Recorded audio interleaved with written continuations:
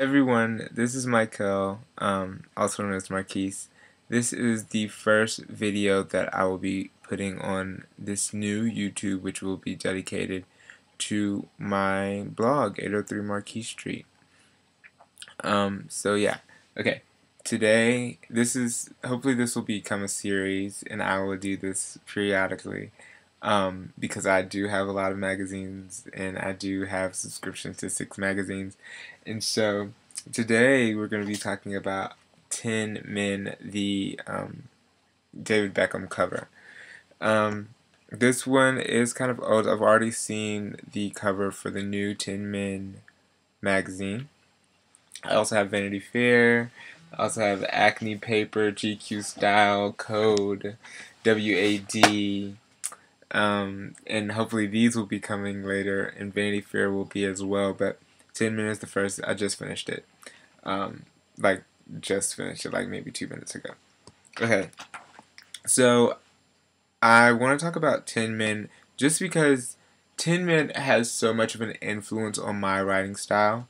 But I want to talk about this issue in particular. If you're not familiar with Tin Men, you may be familiar with its sister publication Tin, and this is an amazing publication. Some of the writers used to write over an interview, um, and I really love their writing style. It's more like a conversational tone than a lofty "I'm talking down to you. This is how fashion is," and like this is what you need to do. It's more like this is a conversation, and even though you can't talk back to me because I'm going through the book now because I'm writing, you can still you still don't feel like the person's above you. I don't at least. Some of the names, I'm gonna try a few that I know how to say. Richard Gray, Nicola, oh my gosh, Nicola Formichetti. I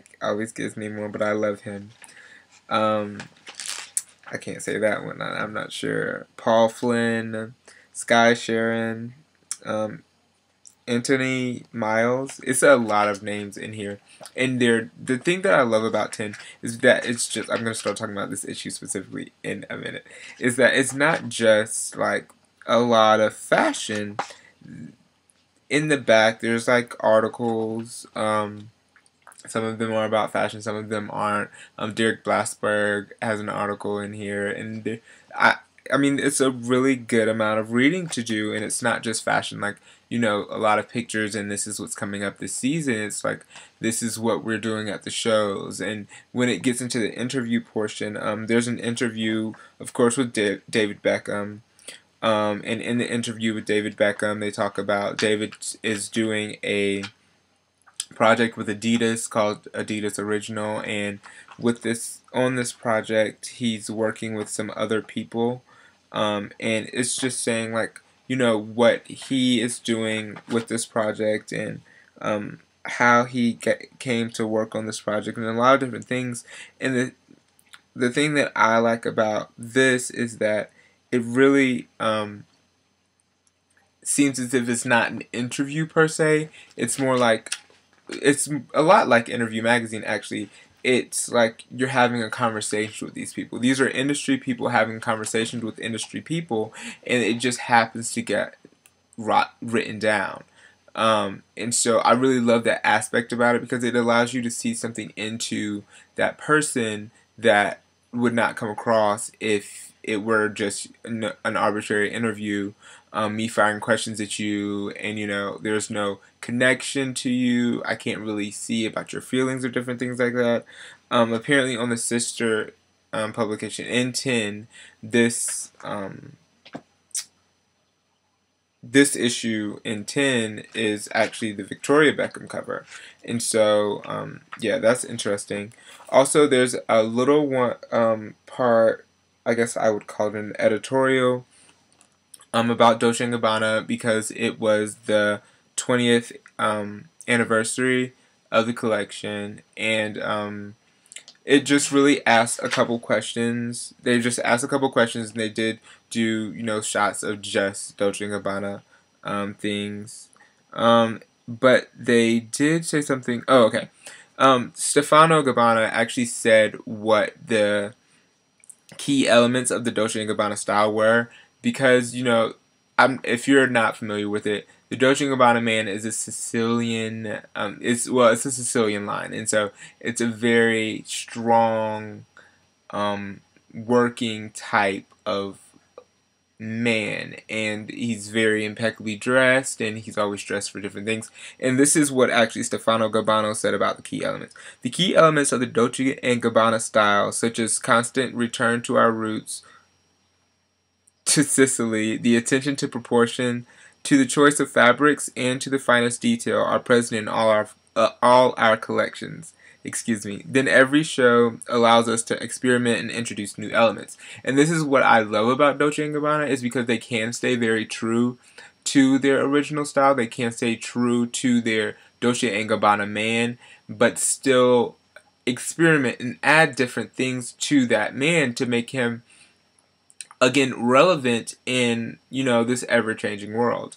And so that's one reason I love Dolce & Gabbana, and I just really love the Dolce & Gabbana, you know, aesthetic. And I think that really composes the aesthetic. On one part, one of them goes on to say that the jacket is the main component of the men's wardrobe, and I'm not sure if I would say that it is the main component, but I would say that it is a very important component. And if you just look at the Dolce & Gabbana jackets, you will see there's a plethora of ways that you can wear a jacket. They reworked the lapels in the collection that they showed, and so I really am looking forward to the collection that will be coming up in the coming months.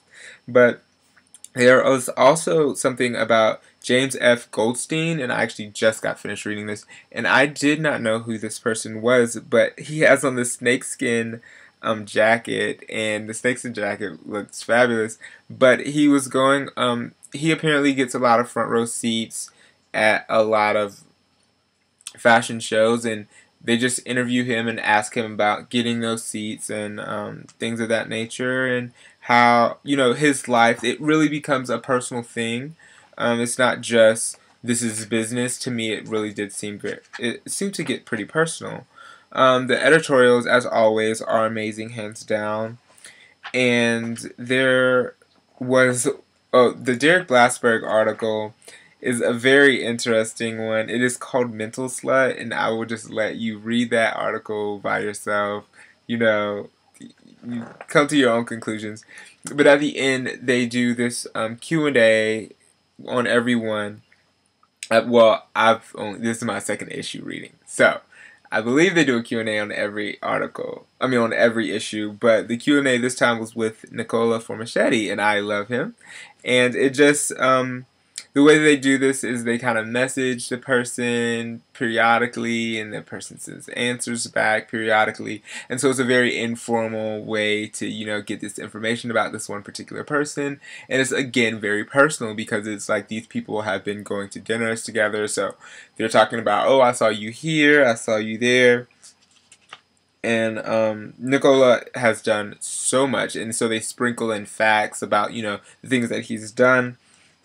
For example, he works for Vogue Home Japan, Dazed and Confused, Uniqlo. I think he did at one time own a store, and it got closed, and he's thinking about, he wants to do another project like that eventually. It's just a lot of different things, and so I'm running out of time. But really and truly, I really like this issue, as I like the other issues that I've read, just because they really do allow us to get into the industry. It allows you to see into the industry from an insider's perspective. There's a lot of things to read there. Also talk about art if you're not just into fashion. There's talks about 10 video artists that you should, you know, check out. And so I did read those. It's really nice. You should probably check it out. It's $17.99, and I'm in the US. I got it from Barnes & Noble. You can order it, you can get a subscription to it. And so, yeah, I will try to see if I can scrounge up an email address. I mean, not an email address, a website, and if I can, I will. But you've been watching my show. Okay, I have to go because I just ran out of time. Okay, bye.